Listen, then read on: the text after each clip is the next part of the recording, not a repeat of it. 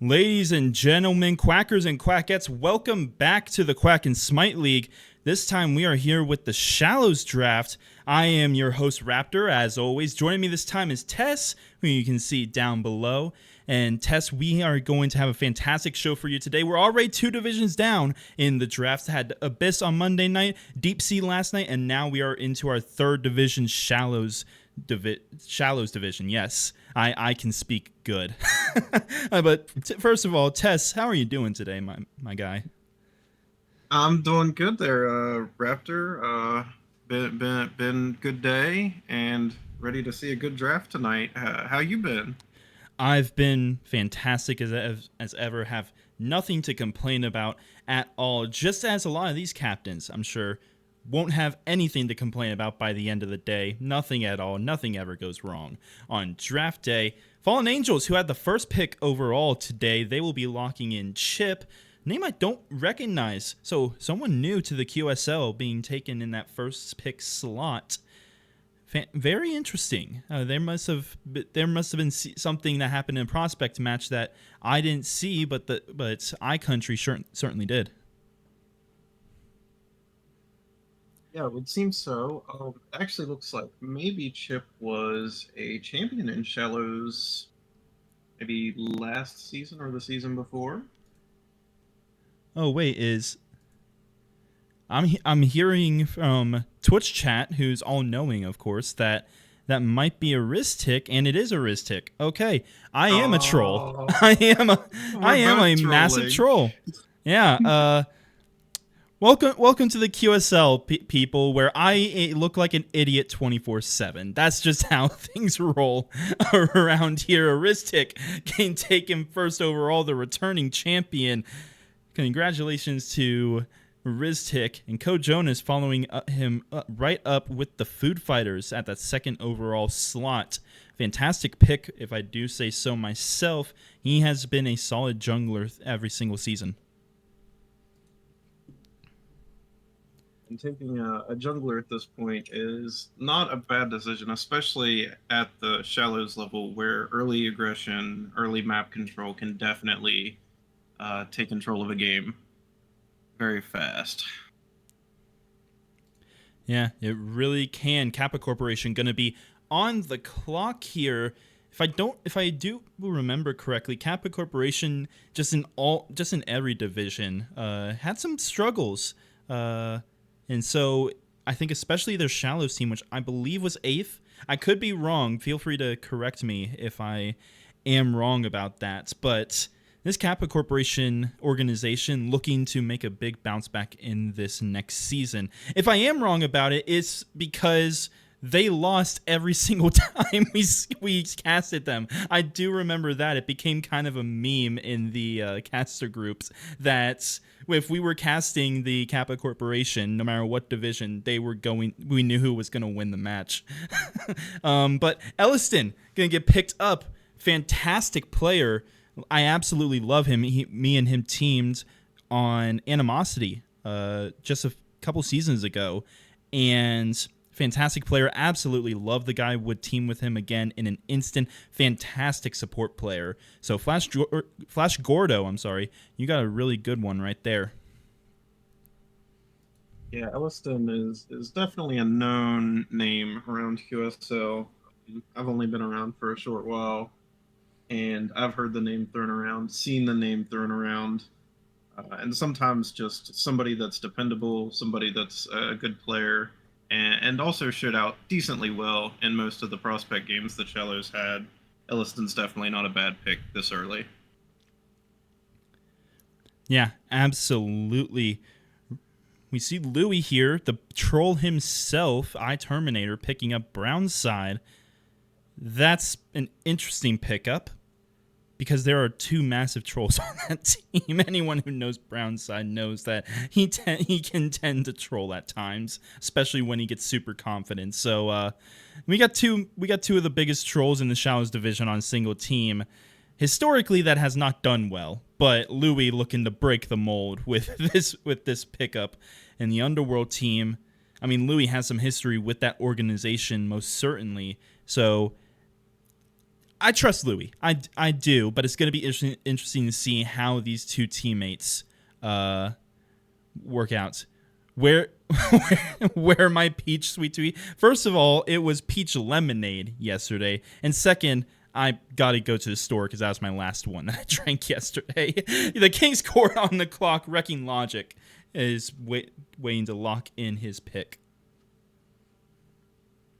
Can't have a cast without tea. What are you doing, Raptor? I don't like tea. I'm going to be honest with you. I don't like tea. I just don't. Don't like tea? No, I have never been a big tea fan. I've never been a big tea drinker. I barely drink coffee as well. Like, I really only drink coffee when I'm kind of forced to, just because I'm so tired. And even then, I kind of just don't like it. But no, I have never liked tea. Iced tea, sweet tea, green tea, any kind of tea. I've never been a fan of it. So I prefer lemonade in 11 out of 10 scenarios.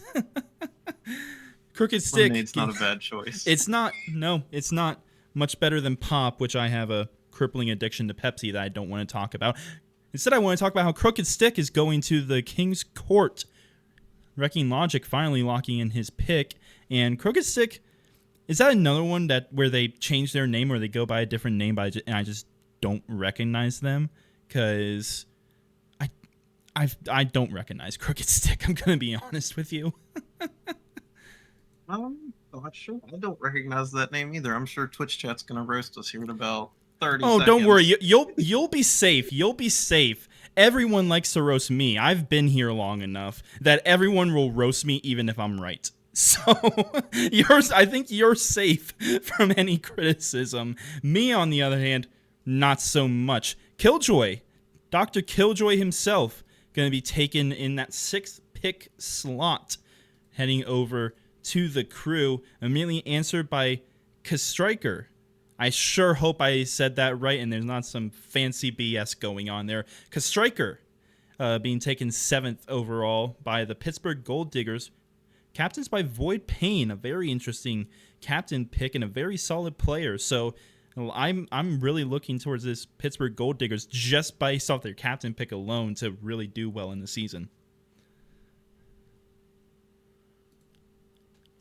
And I think Pittsburgh Gold Diggers are actually a new org this season, aren't they? Yes, they are. So we have 7 returning orgs. The only one not returning is the Mystic Sea Serpents. They've been replaced by the Pittsburgh Gold Diggers. So brand new org, but they're certainly, well, brand new to us. They're certainly not brand new. They've been in the AGL scene for quite some time. AGL, I believe they have some animosity teams as well.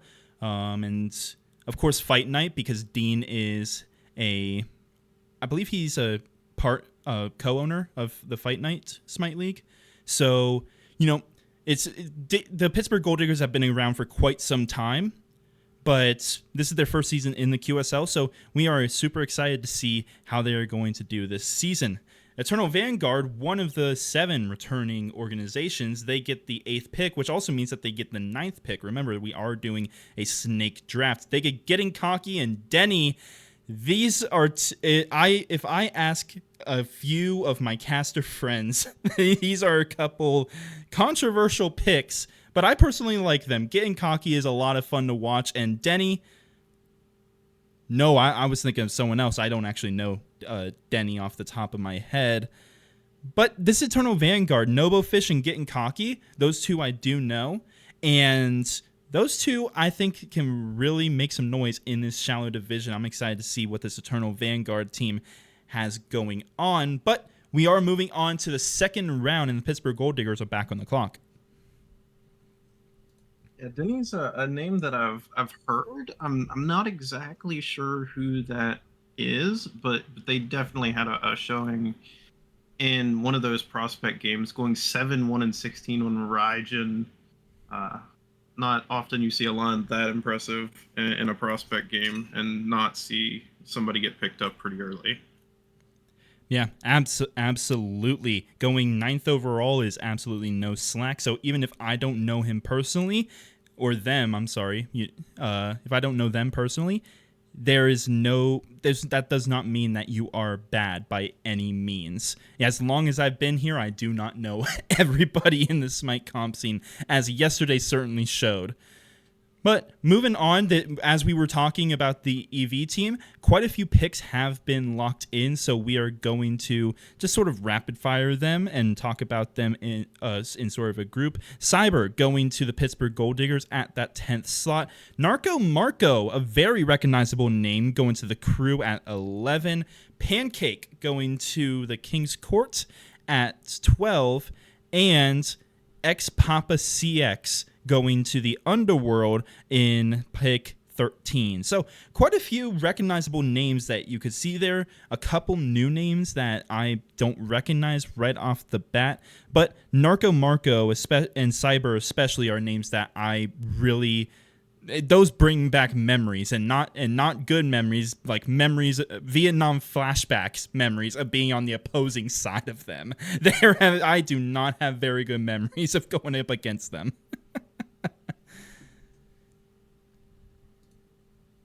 Yeah, speaking of not very good memories going up against people, it looks like the next pick might be Sofrazi. Mm-hmm. And I still have bad dreams about jungling against The beadsless queen herself. I have some beef with Frazzy because me and her would go up against each other quite a bit in the league that shall not be named. And I'd like to consider her my rival. We had some very, very good matches, very, very good face-offs against each other, and it still pisses me off to this day that she does not buy beads. It still pisses me off to this day. I don't like it. I don't like it. But So Frazzy is, I would argue, probably one of the most technically talented junglers in the division. And so even if she doesn't buy beads, she makes up for it with her technical talent. And so it's going to be really interesting to see who she bring or what she can bring to this Kappa Corporation team. Meanwhile, the Food Fighters, they pick up Last King. So Zapsy is kind of similar to what me and Reb were saying about Justin Hu in the Abyss draft on Monday. Zapsy seems to be kind of going for what I'd like to call a friends team, players that I think that I could see Zapsy teaming with quite a bit in the past and wanting to team with again. And those teams, historically, not the best, but that does not mean that they can't work out. Yeah, sometimes chemistry is more important than throwing as many stacked players as you can on a team. Communication, playing well together is definitely a big part of competitive Smite. Absolutely. Catching up with the rest of the draft, we are back at the Fallen Angels, which means that they got 2 picks, Mental Depressed at 16 and Zensu.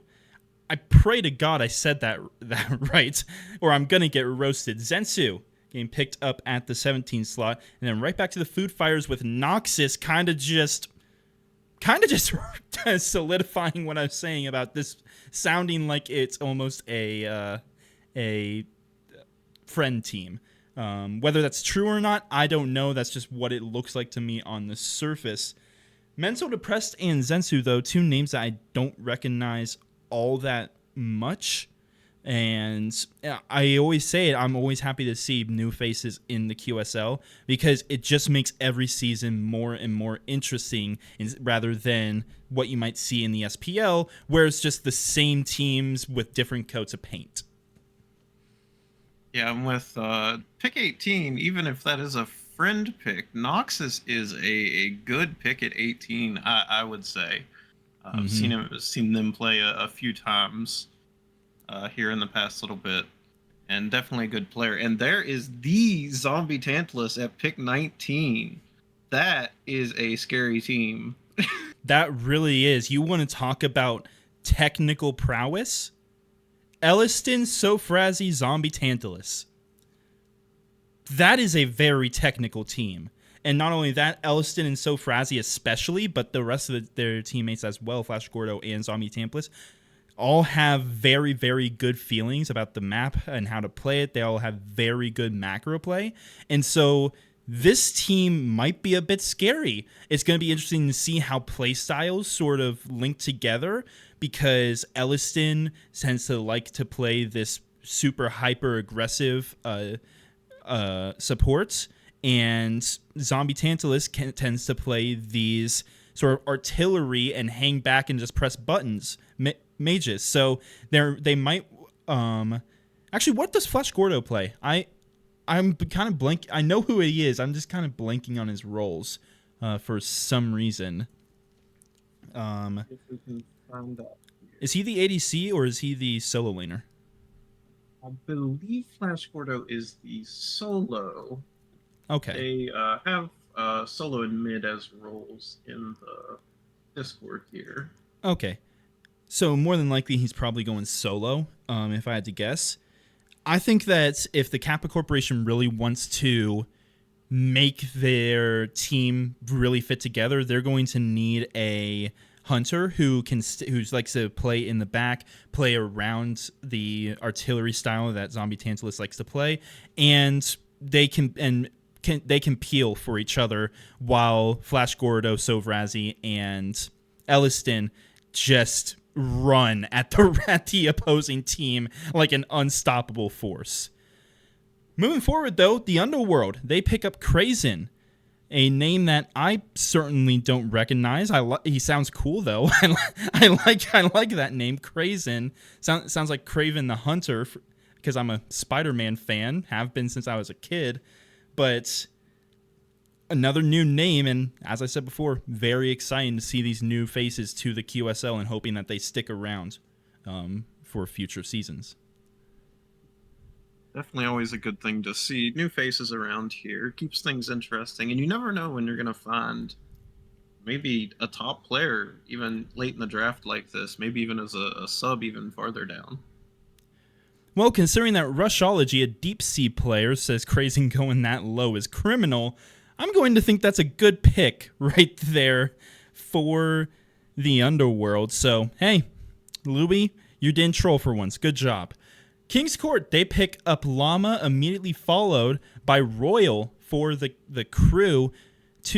We're getting to the later portions of the Shallows draft, and that is oftentimes where we either see the players that I recognize because they've been a part of the QSL, or that the majority of the players, I mean, are either players that I recognize because they have past history with the QSL, or they're entirely new players that no one knows, so they fall super far down. So far, the past 4 or 5 picks, I haven't recognized them, so I apologize if I'm not really talking about them all that much. But yeah, I just don't recognize them. We're falling a little bit behind, so I'm going to speed things up a little bit because you can see we have the 26th pick in. We're only on to discussing pick number 23. So McThickley Quick, that's a name I recognize, going to the Pittsburgh Gold Diggers, which leads us to Eternal Vanguard picking Kai82 and Lairbeard, and with their 2 picks. And then as you saw with the Pittsburgh Gold Diggers, right back to them, they pick up Rampior, a name that I don't recognize myself. So few picks, and this draft is going very quickly. This is very, very rapid fire, which we like to see. We like to see on the caster's side. The captains certainly love to see it. It shows that they knew what was going to happen and knew what they wanted going into this. But I'm going to be honest with you. I'm struggling with the production side of things, trying to keep up. It looks like Rampior might have been in puddles as determined by, ranking of what the QSL staff determine where people belong, or maybe where Rampior signed up. So it looks like maybe the Pittsburgh Gold Diggers are looking for a diamond really in the rough there, down a division actually, and drafting Rampior up into Shallows this early already. Yeah, I mean, hey, if he really showed up in the Puddles division, I don't recognize him, which makes me feel really bad because I on most of the games that I chaired last season were Puddles division matches, so maybe I just happened to miss him. But the fact that he got picked in the starting 5, because you gotta remember this is the 4th round, and if you include the captains, that's 5. To be picked in a starting 5 position when last season you were on Puddles, you must have really impressed. So shout out to Rapier doing God's work, my guy. Very well done. Moving on, the crew, they pick up reporter support. No introduction needed. Everyone who's been in the QSL knows reporter support. Kai Whitespotton. Kai Whitespotton. I'm sorry. I was thinking Witherspoon. I don't know why. I don't know why I was thinking Witherspoon. Kai Whitespotton gets picked up by the King's Court, followed by Nebulous for the Underworld. And I'm sorry that these are going very quickly, but as I said before, the teams are going very quickly, and I am struggling to keep up. So we are caught up. The Kappa Corporation is on the clock. And the last pick was Nebulous for the Underworld. And I'm going to be honest with you, the Underworld, I don't know what to think about this team. I'm going to be 100% honest with you. This team looks like it could absolutely run over Shallows, and it also looks like they could lose every game in 20 minutes because they're trolling. That's so true. I could not have said that better myself. Yeah, just because I know Louis and Brownside, they've been in the QSL for quite some time, and even if they took a break, they were there. I know I teamed with Louis back in season 3. And Brownside, I got farmed in prospects in season 2, so they have quite some history with the QSL, even if they did take respective breaks from this league. What I know about them is that they are a bunch of trolls when they get confident, especially Louis. That's why I call him the biggest troll in the division. So that team, they're either going to run over everyone or they are going to flop so hard because they trolled their asses off. And you know what? Either way, it's fun to watch. So I'm here for it. Kappa Corporation picking up Elite Sniper, and this just looks like Raptor's greatest hits from his past. Have teamed and or faced every single one of these players, which I can't say about the rest of the teams that were drafted. And what I have to say, this Kappa Corporation team, very talented in the technical department. They have some very good macro awareness individually. As a team, it's going to be interesting to see how they mesh, because that dive between Ellison, Flash Gordo, and Sofrazi is going to be stellar. But the Zombie Tantalus and Elite Sniper backline, I'm a little iffy about, because I did say that Zombie Tantalus is going to need a carry who likes to play back with him and can help peel each other from the opposing team's dive, because Elliston tends to play that more aggressive support. I don't know if Elite Sniper is that carry. Now, given he did have a stint in the jungle, it has been a while since I've actually seen him play carry, so maybe his playstyle has changed. Maybe he's gotten a little bit better at playing that backliner style, but I can't say for certain. So this Kappa Corporation team, super talented. I think that they can do great things, but right away, I'm not entirely sure how well this team is going to mesh together.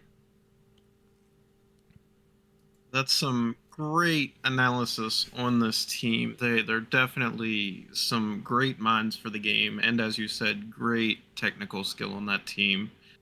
And Forget Nick by Food Fighters, that's a name that most people will recognize as well. I'm sorry to cut you off if you're going to keep going, and I know that we are a few picks behind. We're going to get to what the Fallen Angels picked, because I also know both the players that they picked. But how do you think that the Food Fighters picked Fatty Bacon just because his name is a food? I hope so, seeing that is also a Puddles pull-up right there. I'm always for going with the bit.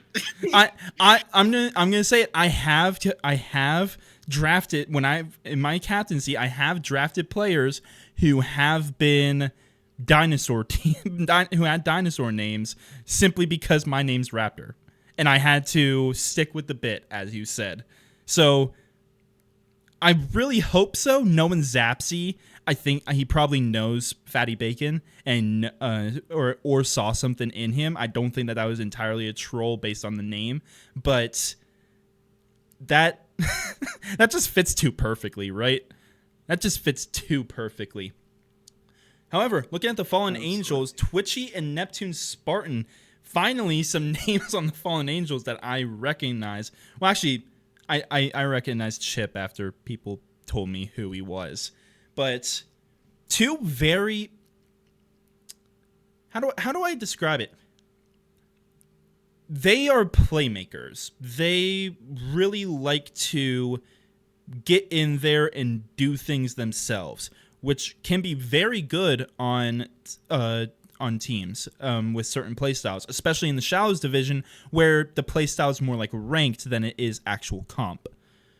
But at the same time, this is still a comp setting. And if you go into a team like the Kappa Corporation, like the Pittsburgh Gold Diggers are going to be, like Eternal Vanguard's going to be, where they have lots of comp experience and they don't exactly have a comp play style, but they know how to play, or they don't exactly have a ranked play style, I'm sorry, but they know how to play a comp play style very well. The ranked play style that Twitchy and Neptune Spartan tend to bring tends to struggle. So this Fallen Angels team, I'm not too sure how to feel about Twitchy or Neptune Spartan, even if as individual players, I think that those are great pickups. Yeah, absolutely. And we've got Juan in the chat here saying that there will be a riot if Forget Nick doesn't start for Food Fighters. Absolutely. Absolutely. 100%. Are you telling me that there aren't people who would riot if Forget Nick isn't starting? You gotta be kidding me, man. Capra Corporation, they're gonna pick up another one that I don't know how to pronounce. Carisolo. I'm going to call you Carisolo. Please DM me before I say that on a stream and I get roasted for it. Before I say that in a cast, I get roasted for it. Because it will happen, and it has happened before, and it will happen again. I can guarantee it. Capra Corporation, though, I've already gave you my analysis on this team. I think that this team is going to be very strong if they can figure out their backline situation and how Elite Sniper and Zombie Tantalus are going to play together. I think that this is a fantastic draft that they have so far. Underworld, they get their 5th round pick being Huntress. And I'm going to be 100% honest with you. I know Huntress played. I know that there are some people who love how Huntress plays. There are some people who hate how Huntress plays. I feel like I've watched Huntress play. I genuinely don't remember anything about what I saw from Huntress when I watched her play. So I apologize, Huntress. You're a fantastic person. I have nothing to say about you as a Smite player. I apologize. I've actually played with Huntress just the other night, and I feel like with the very short experience and things I've heard about Huntress, this could be a criminally low pick, but also could be where some people would rate where Huntress should go. I think that her on this team is definitely also just an interesting team to be playing on with Louis and Brownside, as we said. Yeah. I think Huntress has the ability to do a little trolling too sometimes. Also, I told you that you would be you would be free of any hate, and it would all go to me. Huntress and Cooter immediately called me a hater as soon as I said what I said about Huntress. So, living up to the meme. Yeah. Looks like I'm starting to get some of it now too. Me troll, I would. Yep, that's you brought that on yourself. You did bring that on yourself though. I told you I'm a yapper. I can't help it. Can people stop having hard to pronounce names? I like it when they're funny. I don't like it when I actually have to think about what I'm saying. Koquelik, I'm gonna call you, gets picked up by the crew. And we are going to be moving on. We're going to be moving through these pretty quickly because we are already in the last round. As you can see, Airborne and Pain getting picked up by the Poison Gold Diggers. They're from Pittsburgh. They might as well be because screw that place. Pittsburgh Gold Diggers pick up Airborne and Pain to round out their draft. And if any of you say that team. If any of you say, if any of you are upset about what I said about Pittsburgh, let me just say who day. All right, Airborne and Pain, two very solid players. I think just looking at the rest of this team, they will be on the bench. But I mean, those are not bad options to have on the bench. Let me just say, Airborne and Pain, if they ever need to come into a game, they can slot in extremely well. And now I got the chat talking about football. So let's move on to Eternal Vanguard with Latina Lover and Pies of Doom. I just said I love them when they're funny, not hard to pronounce. Latina Lover and Pies of Doom, they fall under that category, absolutely. Those are some S tier names right there. S tier names that I unfortunately don't have anything else to say. I think I'm excited to see what you two have to do this season, Latina Lover and Pies of Doom. I'm excited to see what you have to do this season. That's all I have to say because I don't know either of you. I'm sorry. The crew, they pick up Simon with their final pick, and we are rounding down to the last, 5 picks of the draft, I believe.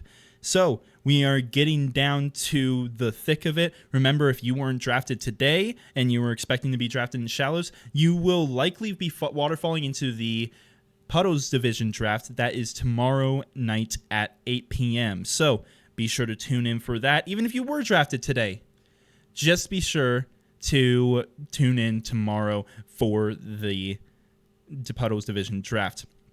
The King's Court, they pick up Sarcastronaut, a very, very good dual laner, who I think would actually have slot in better to the team that they're not on the clock. Actually, they're the third pick. I apologize.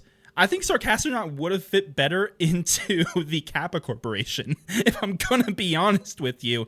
Very solid mechanical player, very good macro play, very, very aggressive. Would have left Zombie Tantalus on an island, but then you'd have 4 very good mechanical players just running at you. The sacrifice of one would have been fun. The sacrifice of one life is worth it. Just put Zombie Tantalus on New Wall, make him press 4, and then his job is done. Absolutely. Great. Sign Raptor up to be the coach right now. Oh man, but Sarcastronaut, fantastic pick. Surprised to see that Sarcastronaut did fall this low. As I said, fantastic mechanical player. Does tend to get a bit of an ego in lane, and if she solos you once, then she will try and solo you again and again and again, and it's very easy to punish her that way. So maybe that is why captains sort of let her fall down this low. But Sarcastronaut, fantastic ADC pick. I'm very surprised to see her down this low, but hey, shout out to the King's Court. So you got a fantastic bench player, if that is where Sarcastronaut's going. And there have been times where I'm a captain, I get through the top 4, and then I realize, oh, wait, this person's available, and I pick them in my last round, and they end up being a week 1 starter. So and it's like I've been saying the past 2 days of the draft, you never really know what's going to happen until the season starts. And that is why it can be hard to analyze a draft.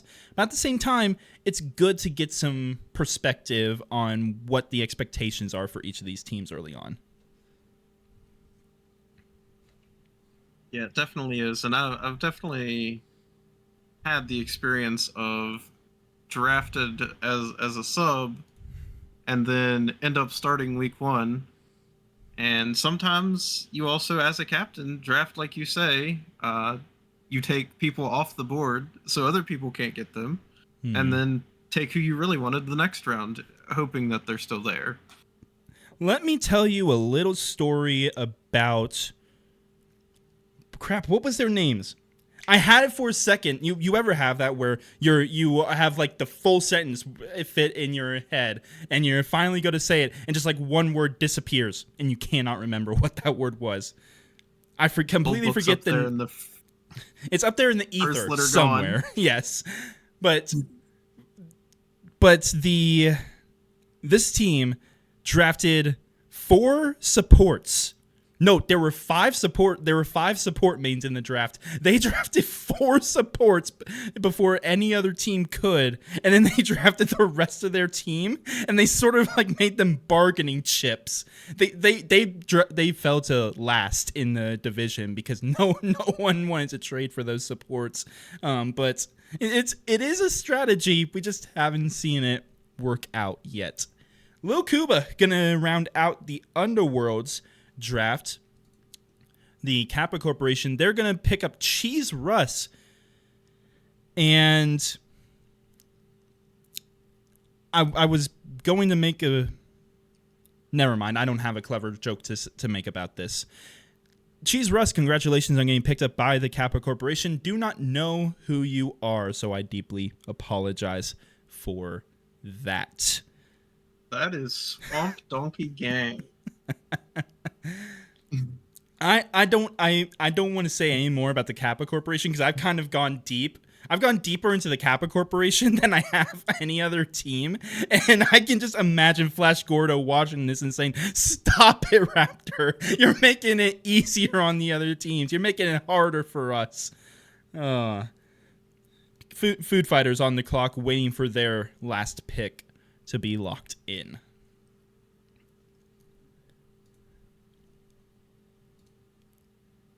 That does mean that we only have 2 left.